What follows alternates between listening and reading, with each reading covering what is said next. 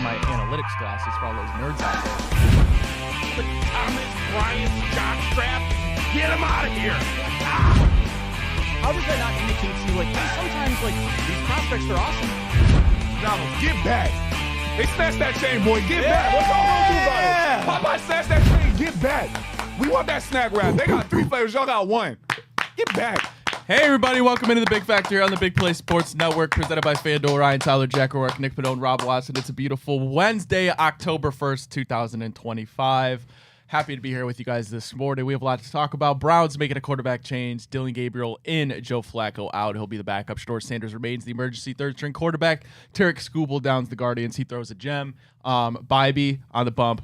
Season on the line, Jack. Ton to talk about. Appreciate everybody tuning in once again. Jack, I'll start with you. How you doing this morning? I'm doing well. You know, I think there's 2 ways you can look at what's going on right now. You can be sad that Joe Flacco's NFL career is probably over and that the Guards are down 1-0, or you can be hyped for DG and Tanner Bibee, and that's the route I'm going to choose this morning. All right, Nick, how you feeling? Yeah, man. You know, yesterday that hurt. That really took a lot of the wind out of my sails. I really thought they had that game won. I know we'll dive into a ton of guard stuff. Never a shortage of news in this town. How about that? Rob, you going to the game today? I'm prepared to support the Guards, but big downer yesterday for the boys. But what could you expect? Because Skubal was on the mound, and you couldn't even capitalize when he started to make his mistakes. So there it is. All right, well, let's talk about it. The Cleveland Browns named Dillon Gabriel the Week 5 starter as the team heads to London to take on the Minnesota Vikings. Joe Flacco will remain the backup quarterback. Shedeur Sanders remains the third-string emergency quarterback. This is something that we have a show have been calling for. This is something that majority of Cleveland fans have been calling for, is they've seen enough of Joe Flacco in this offense. Go to the young kid. Go to Dillon Gabriel. He gets his first start, an interesting first start nonetheless. That kind of seems like to be the pattern with Cleveland Browns quarterbacks in this last half decade or so with DTR. Of course, we know about his first start, but first start not only on the road, technically a neutral site in London, 9:30 a.m. start. Not pretty typical for a rookie to make their first start like that, but I'm happy it's here. It's actually never happened before. So Dillon Gabriel will make NFL history. He will become the first quarterback to make his debut across, in foreign soil. He will be the first international starting quarterback.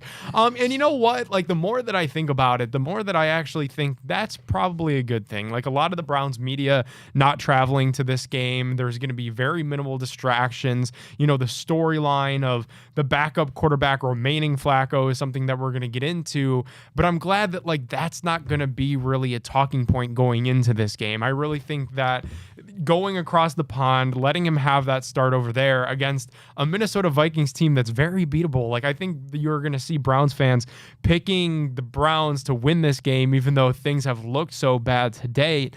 Ultimately, I think this was just something that had to happen.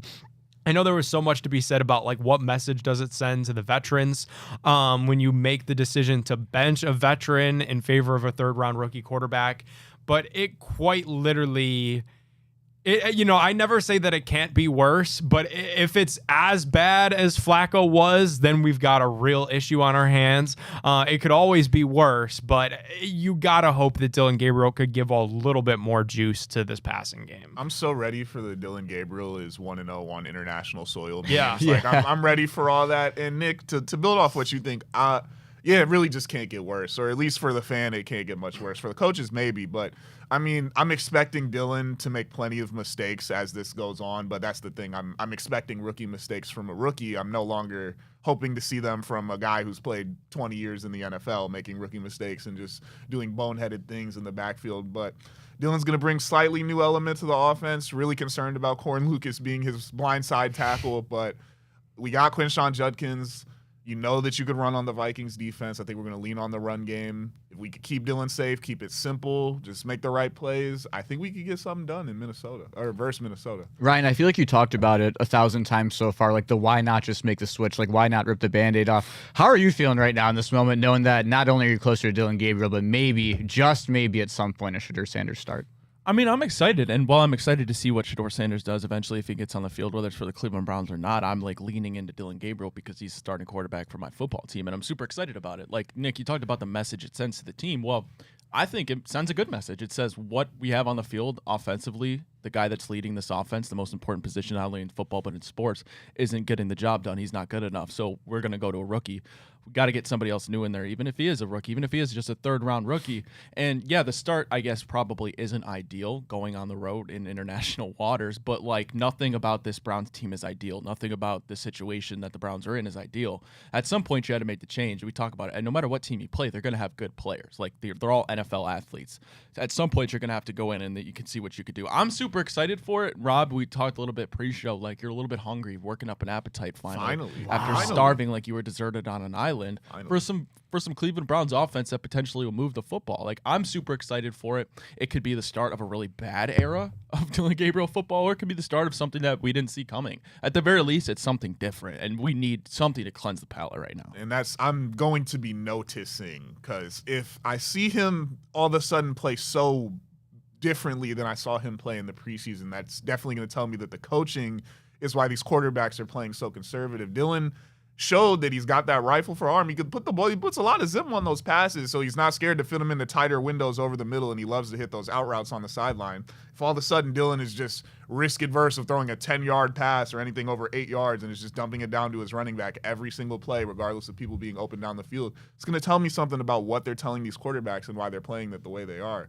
But if Dillon could stick to what he's shown he can do as a quarterback, he's shown he could possibly, be a solid guy, mid guy, but at least he'll be able to kind of press the ball down the field a little bit and not just stick so much to throwing under 5 yards every play and going 3 and out. I want to see, can he move the sticks? Can he score some points? If Dillon Gabriel, and this is the bar is so low that if he could make this offense look normal, he's going to have a ton of fans right from Jump Street, because people are sick of what they've seen. What they've seen has been really bad. It has been really inept. And if he's able to get rid of the football quickly and make up for some of the deficiencies on the offensive line, again, it's only going to make him more fans. I was thinking about this, guys, as well. We talked all offseason about the sample size, and are either of these rookie quarterbacks with Flacco and Pickett both in their way going to get a big enough look and have a nice enough test to be able to stop the Browns from using one of their 2 first-round picks next year on a QB? Here it is. Here's the test. Dillon Gabriel, you got 13 games here, man. If you play well, this is your job. We'll never see another quarterback outside of Dillon Gabriel. Whereas if he plays poorly, we all know how this thing goes. So there is a tremendous opportunity in front of Gabriel, in front of Stefanski, to have an exclamation point on his quarterback prowess and the guy that he wanted all along. There's a big opportunity for Andrew Berry, who this draft class looks awesome with Mason Graham, Carson Schwessinger, Quinshon Judkins, even the undrafted kids in Isaiah Bond and Aiden Huntington.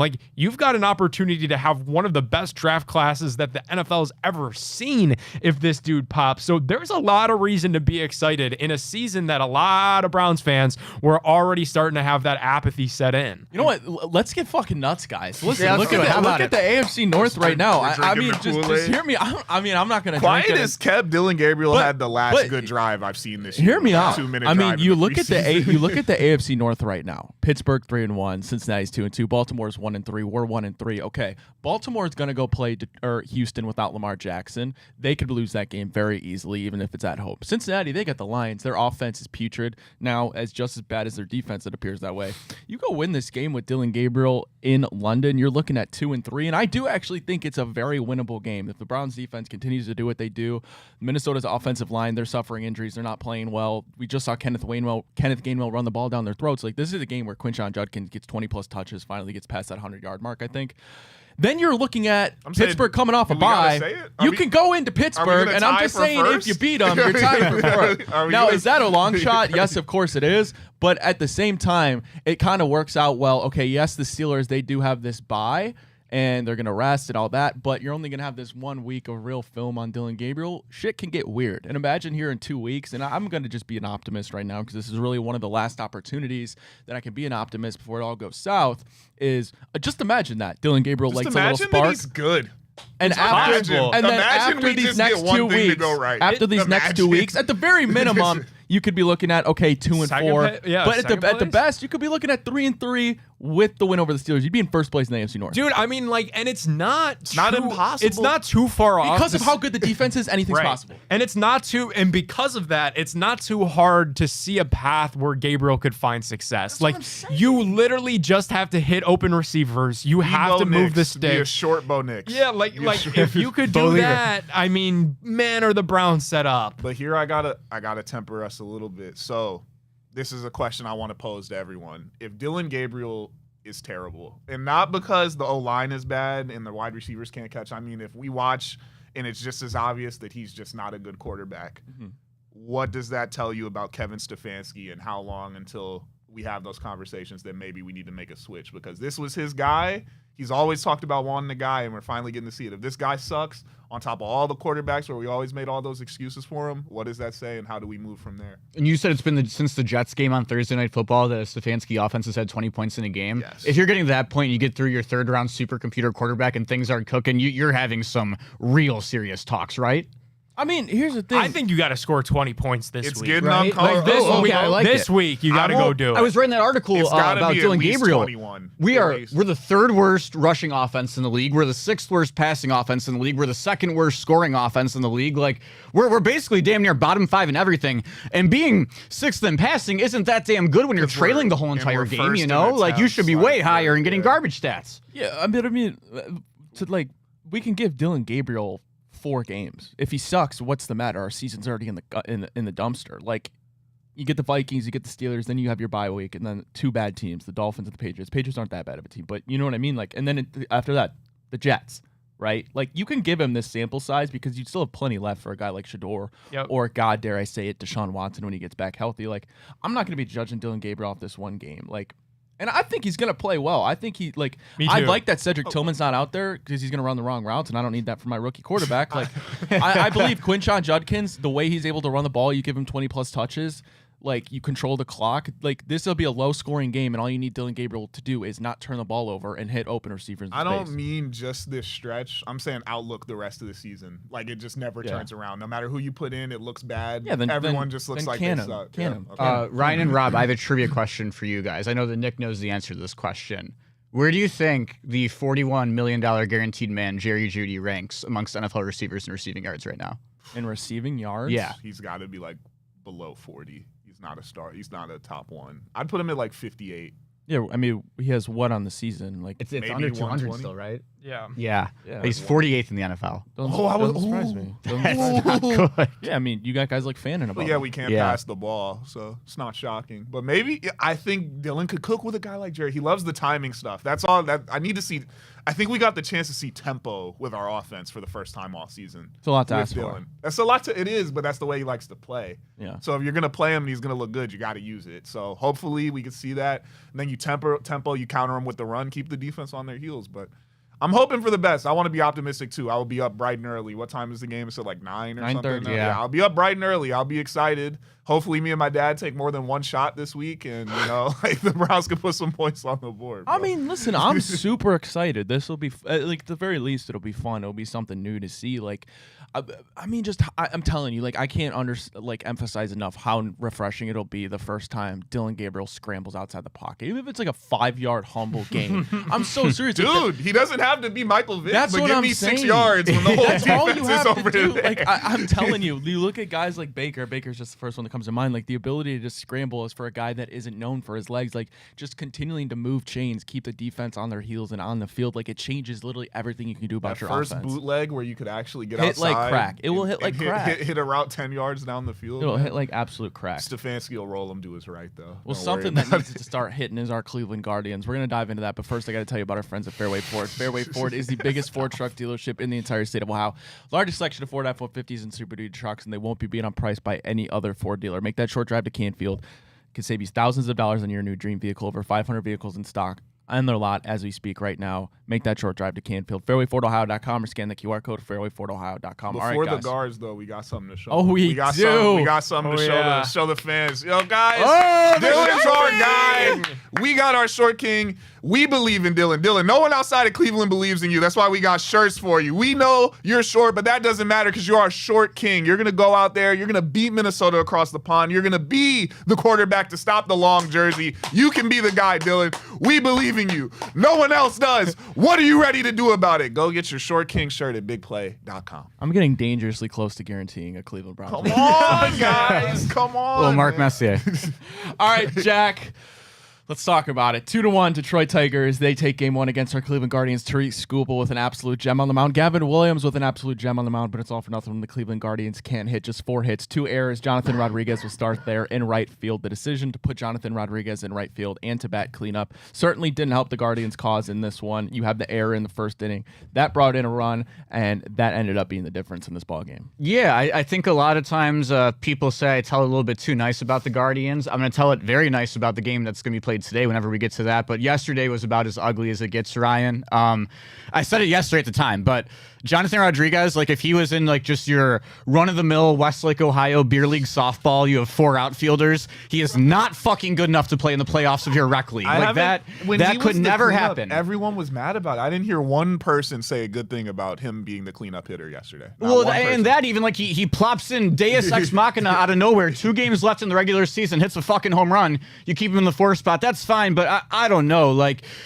when you're facing a pitcher who's as good as Tariq Skubal, who's as dominant as Tariq Skubal, the first left-handed pitcher in the MLB this year to have 14 strikeouts, which came yesterday, you can't spot him a run in the first inning. Like you simply cannot do that and expect to win the game, especially when you have a lineup of Jose Ramirez, 3 needle bat contact hitters, and 5 guys who you're sending up there just praying that they close their eyes and the blind squirrel finds the nut, right? Like when you win off of pitching and defense, Ryan, when that's how you're predicated on getting victories, you can't sacrifice that and put a fake first baseman at first base and a guy who's proven to you 2 years in a row that he can't play right field in games that matter. Like Jonathan Rodriguez literally got sent down last year because of his defense. Like there were a lot of errors in just the setup of the game, and you can't afford to have that when you're not skilled like the Guardians are. And like I don't totally attribute that to Stephen Vogt because Stephen Vogt is the one who got this team here in the first place. But yeah, there are some things that you got to see different today. You really do if you want to be alive. Is there a world where if Rodriguez wasn't in right field that you win the game 1-0? I think absolutely, and I know that Kyle Manzardo is not the Kyle Manzardo is not a Gold Glover at first base, and I get that. But if you have a DH or a first baseman who is DHing and a right fielder who is playing first base and a guy who is in right field who is as bad defensively as Jonathan Rodriguez, how do you not swap them? Like, how is it not Manzo at first, DHing J-Rod, and Jonk in right field? It makes no sense. Like, Stephen Vogt has watched all these guys for an extended period. He knows their skill sets. Like, he has seen it enough where he could not have ever been confident at any point in time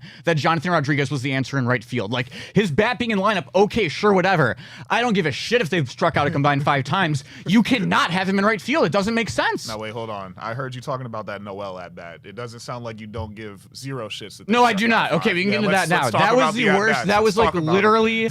That was literally the worst at bat I have ever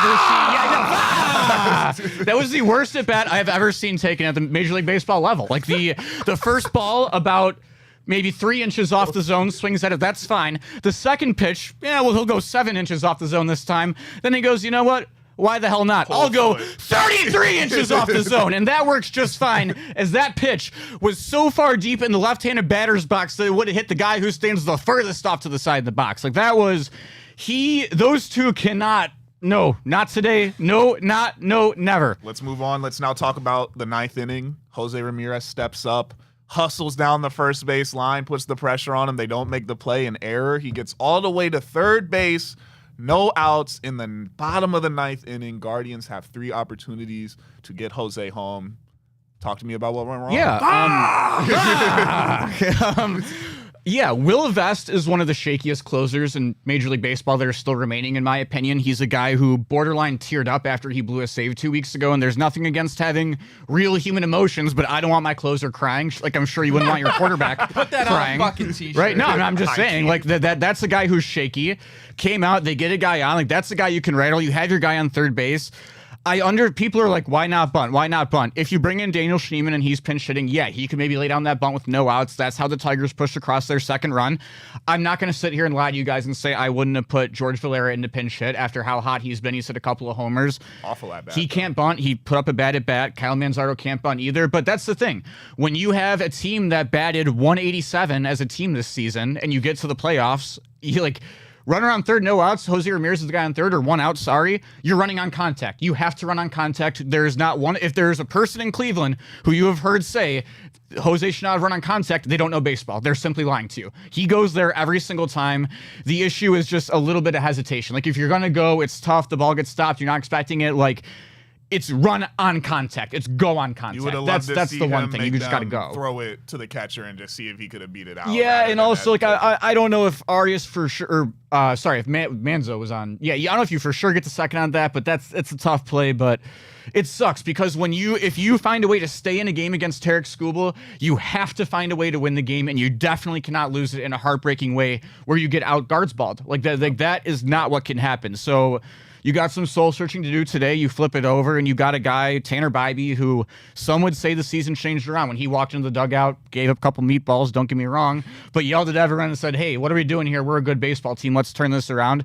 That's your emotional leader. I mean, Gavin Williams is your ace in terms of stuff. That's your emotional leader. That's the guy you want out there in a game like this. He went out there last year against the Yankees in an elimination game. We lost, but it wasn't his fault.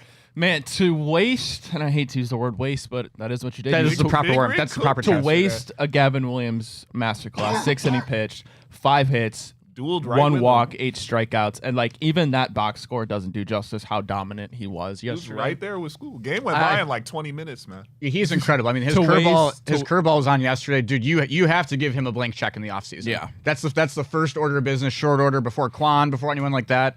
Gavin Williams blank check is what has to happen. I feel, Ryan, I feel so terrible for him. Like, if Austin Hedges is putting up the most consistent at bats in a lineup in a playoff game, Did he walk twice? Yeah, he but did walk he's twice off him. I think he went. I think he was up 3-0 on him I both don't think times he too. swung on any of those at bats. He just stood there. And hey, made him credit throw to a him strike. because he looks like a dummy when he starts swinging at those. You know, like if you're Austin Hedges, put it on the ground if you have to. Don't swing until there's 2 strikes. Work the pitch count because not everyone was yesterday. Talk to me about today, Jack. What do we need to do? The one thing, how about this? Like it's as simple to me as you had Jose Ramirez on third base with no outs, and you couldn't hit a ball in the sky to get him home. Like that's like It is very. if you lose today, that's the lasting image in my mind of this season, even more so than this 15 and a half game comeback, is because the one thing that has ailed you really for years and years is the offense and the lack of clutch hitting, the lack of timely hitting. And like, you had the greatest player in franchise history, this generation at least, standing 90 feet away from being able to score, to tie that game, send it to extras, or potentially win it. And you can't even get a fly ball in the outfield to get him. It didn't even have to be that deep. Like, that's So, Jose Ramirez that we're now talking we- about. You made a great that, point though. because when Ryan said waste, Ryan, when you said waste earlier, I thought you you're were so gonna, right about Yeah. Gavin Williams. I thought you were going for Jose Ramirez's Major League Baseball career. I thought that's what you were going for because like that is a massive indictment. And again, I'm still saying guards in 3. I think they're winning today, and I think they're winning tomorrow. Casey Mize, he ain't hanging in Cleveland today. I can promise you that. He doesn't strike out batters. We're going to put the ball in play. We're going to knock the ball around the park today. I'm telling you that right now. You're still, if you cannot enter a playoffs coming off of an ALCS appearance where your second best hitter is a rookie first baseman who was awesome this year, hit 26 bombs, you got to have something else. Like there's got to be something For to both put of with him. you over here, now we talked about it. We talked about how great the end of the season when you guys loved the streak. If they go out on 2 games here, does that soil everything that they just did for you two? Or do you take all that happiness from you get the pitching could still be good and we lose, but the lack of bats, does that ruin it still for you guys heading into next season that the season would end this way? I think it depends. it has I to. think it depends on what you do this offseason because in this 15 and a half game thing, like, you have figured out some things about yourself as an organization, and you found out a lot about the pitching staff, and you found out a lot about the bullpen, and you know that bullpen's only going to get bolstered when guys get healthy next year. Like, there is a ton of good that you could take away from winning all of those games and making a run at this in terms of your culture, in terms of your manager. All of that stuff can still be true, but at the end of the day, I think everybody will remain clouded because the offense is what wins in the playoffs. We've been saying that for years. That dated back to last year. Power is what wins in the playoffs. And like, guards ball is tremendously fun. It's predicated on playing the game the right way. They didn't do that yesterday. 2 errors ultimately led to 2 Detroit Tiger runs. So you can be a team that your backbone is guards ball and it's fundamentals and good pitching and all that, But still, the boogeyman that this organization is going to have to figure out is where's the big bat? Who's providing pop on a regular basis? Like, and again, I'm not trying to cast stones. Kyle Manzardo, where is it? You know, everybody, like, he's got to come through today in a big way. CJ Kafis come through in a big way today. Like, I'm still looking for a young, consistent bat, and right now I'm not seeing it. Nick is, I think, so right across the board on what he just said there. I think if you're looking at where the organization is at and this season specifically, if they lose today, I feel the exact same as I did 3 days ago. Like, this was a good group. You're moving forward and building for next year. But in terms of actually winning the World Series, which is the end goal at the end of the day, which I think everyone watches with that as the hope at the end of the day, right? I called my friend Daniel after they lost in 2022, and I say, hey, we need 4 more bats in this lineup before we're actually going to win a world. Before we're actually going to like say he's saying be he legit wants again. one. We need like 2 or 3, right? No, I mean, it was 4 back then. Call my buddy Pat after we lose last year. Hey, we're gonna need 4 more bats.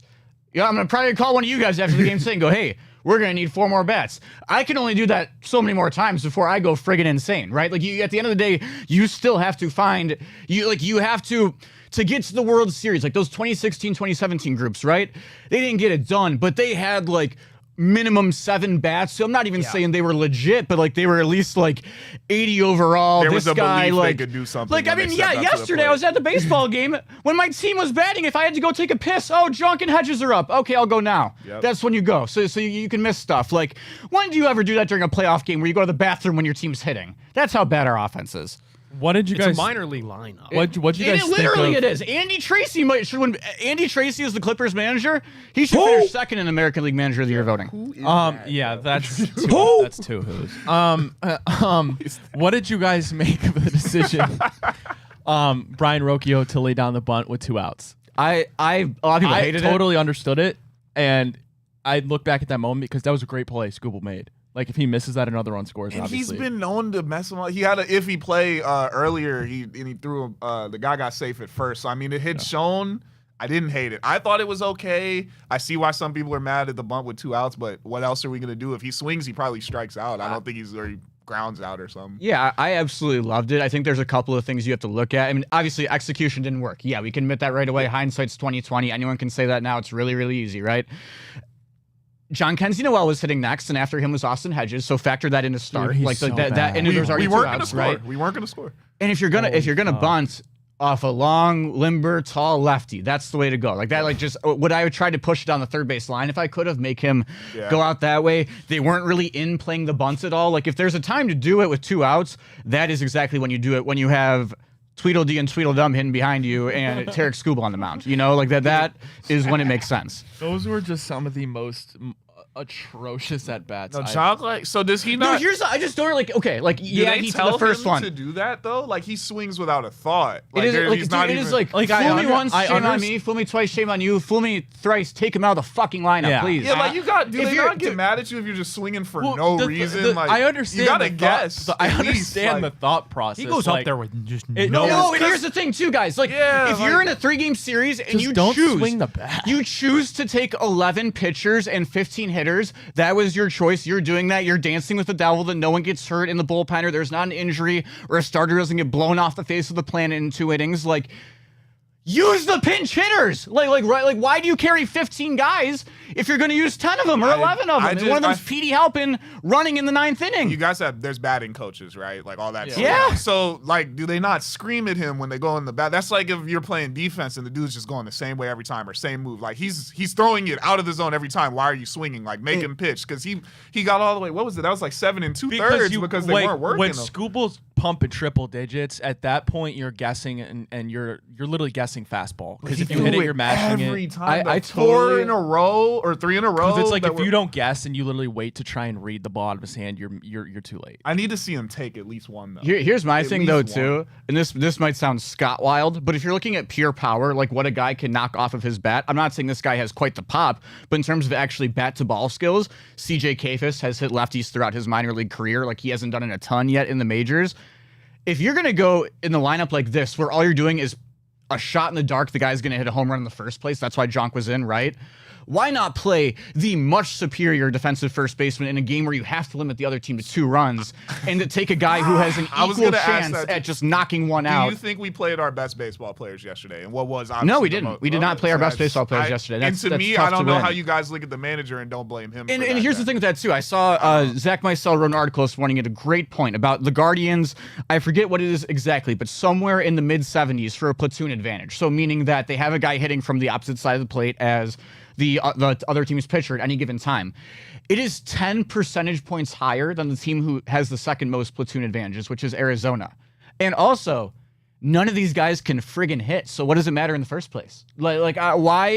Why are we married to this? I understand it got you here. What was that? But what got you here was the pitching, not hitting 210. So that was the matchups, but not the results, you're saying? Yes, it's like the process over the result. It was okay. literally. I was about to say, we are right back at square one. So we're right back at square one. Okay, so you're saying we have the most favorable matchups, but we also have one of the worst batting averages in the MLB. And again, they weren't going to take Jonk out. He hit a home run off of him 2 weeks ago. I'm not going to sit here and say they should have done that. Jonk is in that lineup any way you shape it yesterday anyways, but we got it constructed. But hey, you have a much better lineup out there today. All right, you got all the kids. Let's talk today's game. Before we do that, I got to tell you about our friends at Garage Beer. Garage Beer comes in its 2 flavors, classic light lager as well as that classic lime. No frills, no bitterness, no IPAs. It's just beer, flavored beer, the way you want beer to taste. Scan the QR code now or go give their website a visit, drinkgaragebeer.com, to find local retailers who sell garage beer near you. Again, that's drinkgaragebeer.com. All right, season on the line, Bibee on the bump. Tanner Bibee versus Casey Mize. Guardians are favored in this one, Jack. Tanner Bibee been pitching very well lately. A winner, go home. What are you talking about in the locker room? Well, first off, probably the big breaking story is Chase DeLauder is in that lineup today playing center field. That just came out. You're looking at Quan, Valera, Hosey, Manzo, Bo, Arias, DeLauder, Kafis, and then Rocchio.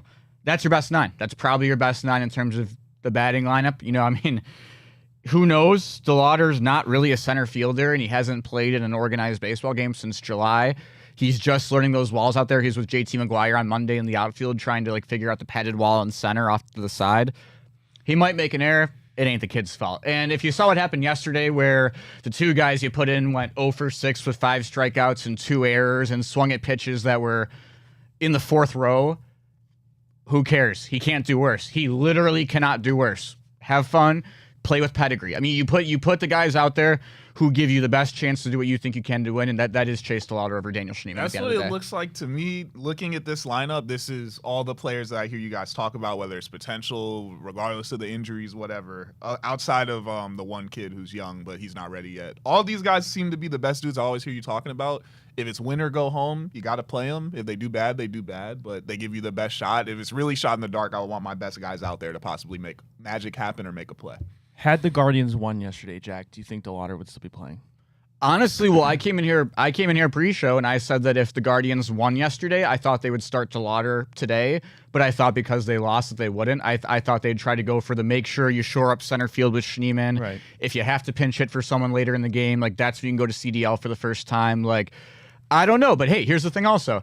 If you're going to carry the kid with no major league experience and carry 11 pitchers, you better use him, right? So I'm glad about that aspect if he is getting the chance out there. And it's right. Daniel Schneemann got off to a relatively hot start to the year through 3 months. The bat is definitely sadly cooled off since then, really since that Kentucky Derby home run against the Blue Jays. I know Nick Padone was on the comeback for that day. I think he had a wager on it.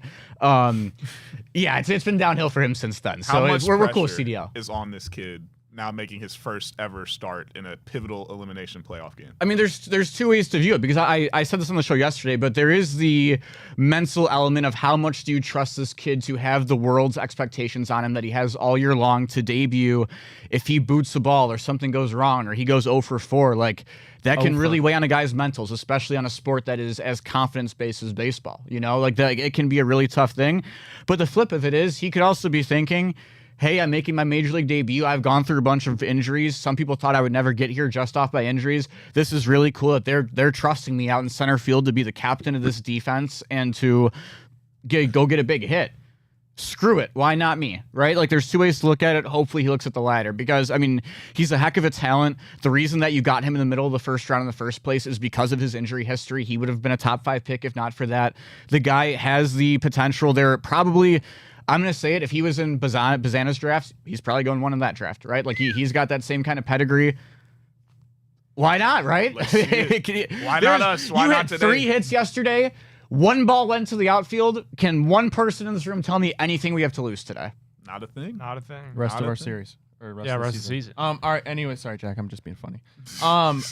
Around the rest of the MLB, Dodgers, we'll start there. They absolutely shit on the Reds, Jack. Shohei Ohtani goes yard his first at bat. 2 home runs on the day. Teoscar Hernandez, 2 home runs. Way too much. I was surprised when you said you were low-key feeling the Reds, Jack. I was like, really? Yeah, I'm just a huge pitching wins in October guy, which is ironic because I picked the Guardians to beat the best pitcher in the AL yesterday. But Hunter Green just has like such electric stuff, and he throws so hard. Like when that guy is on, and if he's doing his thing, he is the guy who can take down even the best lineup in baseball. And I do still have that little in the back of my head, like Tito in October. You never know what's going to happen with that guy, but it did end up being the hydrogen bomb against the coughing baby. All right, Cubs, they get the win over the Padres. I believe I saw that first Cubs win at home in the postseason since 2017. Yeah, it was since the NLCS, I believe, in 2017. Like I saw a stat that like the Dodgers have had 27 home playoff wins in that span in between. It's crazy. I mean, they're only 2 home wins removed away from beating us in Game 5 to turn it back to Cleveland in 2016. Like that's how, I guess, desolate Chicago baseball was for a second there in between. But they got their stars going. The Padres are a really tough team. They're battling injuries right now, but I don't know if you want to talk about that Yankees-Red Sox game, but I think that was the story of the night. Yeah, Garrett Crochet throws a masterclass. They get the win. Again, Yankees, similar to the Guardians. Bases loaded, 0 outs, down 2 runs, and Aroldis Chapman pulls out his nuts. Dude, It was so Chapman many crazy on the, things That's about my that. favorite Like, baseball player ever. I it's love a- that guy. rightfully He's so. so goated. Rightfully so, we're complaining in Cleveland about the Jose on third no outs with our like shit scrap $2 million lineup around him of guys behind Jose, like At not least putting it John together. striking out. Yeah, no, like, I mean, they Giancarlo. get Judge on, they get Bellinger on. Aroldis Chapman has only thrown 1 ball 100 miles per hour so far in the inning. Rolls out 10 straight fastballs, triple digits against the lineup that's worth $200 million and shuts him down. That's like my it's goat, ridiculous. bro. That is actually my goat. The Cuban Missile. He's so goated. He's so goated, bro. All right, guys, what do you say? Nick, tell us a little bit about FanDuel. We'll give our FanDuel parlay of the day for the Guards game day, and we'll get out of here. And it's a big one, obviously, as the season is on the line for the Guardians. We got Thursday Night Football tomorrow. FanDuel's got an offer. You don't want to miss this NFL season. New customers can bet just $5. Get $300 in bonus bets if you win. That's right. Pick a bet $5. If it wins, you'll unlock $300 in bonus bets to use all across the app. You could build parlays like we're about to do. You can bet player props, ride the live lines, whatever your style. FanDuel has you covered. The NFL season is here. The only question is, are you ready to play? Visit FanDuel.com/bigplay to download the FanDuel app today and get started. You got to be 21 plus and present in select states. Present here in Ohio, $5 first deposit is required. Bonuses are issued as non-withdrawable bonus bets, which expire 7 days after receipt. Restrictions do apply. See full terms sportsbook.fanduel.com. Gambling problem? Call 1-800-GAMBLER. Visit fanduel.com/RG. All right, Jack, season on the line, our reputation on the line. FanDuel, parlay of the day, take it away. Nick, what do we say to the God of Death? Not today. Not today, brother. Here we go. We're starting off hot. Plus 1674, your Cleveland Guardians. 1 game for the rest of our lives. We're starting off with that Wards money line pick. You know Tanner Bibee's got to shove when the season comes on down to it. And hey, guys, if you're going to win in October, you need your best players to show up. And how about the Tiger King himself, Jose Ramirez? Not to get on base, not to have 2 bases, not to draw a walk. He's going Yabo when the season matters most. Hey, Guards playoff game. Rob is back with that Nerfy. We're going under half a run for Tanner Bibee and Casey Mize in that first inning. And hey, a guy who's been slumping a little bit. A guy you got to get going. Another one of those guys who's got to show up. The guy who's going to get on base before that Jose Ramirez home run, Ryan. Steven Kwan is going to record a hit today. Guys, Guards money line. Jose Ramirez at home run. Nerfy in the first inning. Steven Kwan to record a hit. Casey Mize. Bag of fries. Sacramento Athletics top prospect Leonardo DeVries. Guards in 3.